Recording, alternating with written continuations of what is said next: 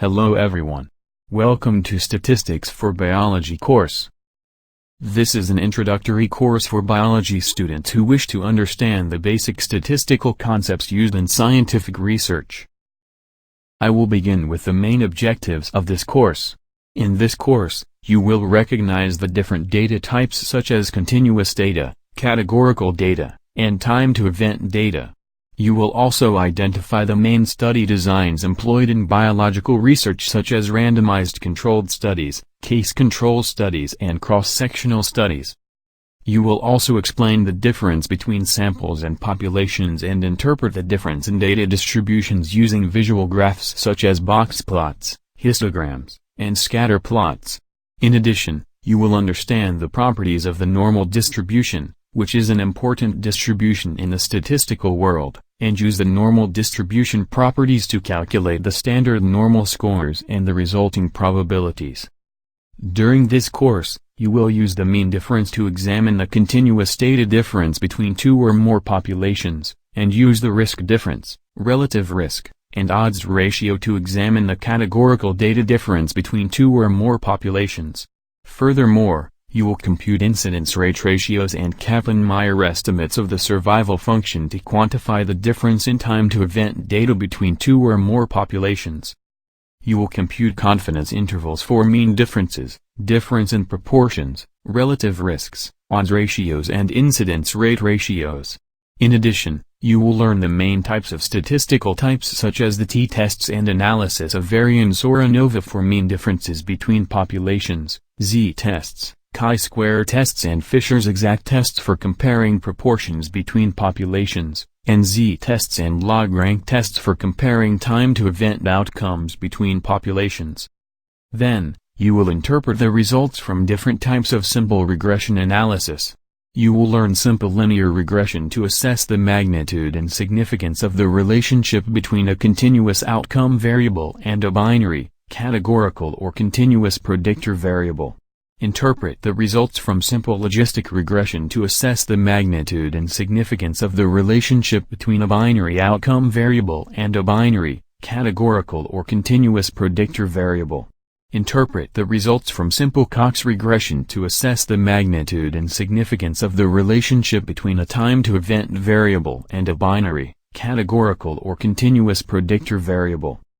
Use the results from different multiple regression analyses such as multiple linear regression to predict the mean value of a continuous outcome variable for different groups with different predictor values. For multiple logistic regression, use the results to predict the probability of a binary condition for different groups with different predictor values, and for multiple Cox regression models, use the results of these models to compare time-to-event outcome across groups with different predictor values.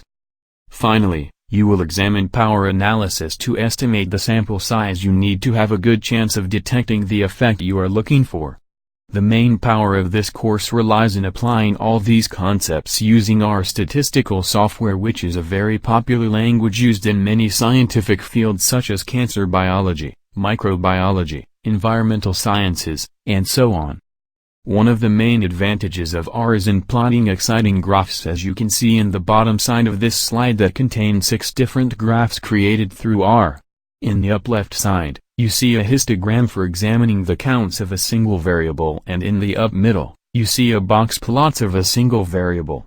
In the up right, you see a scatter plot for the relation between two variables.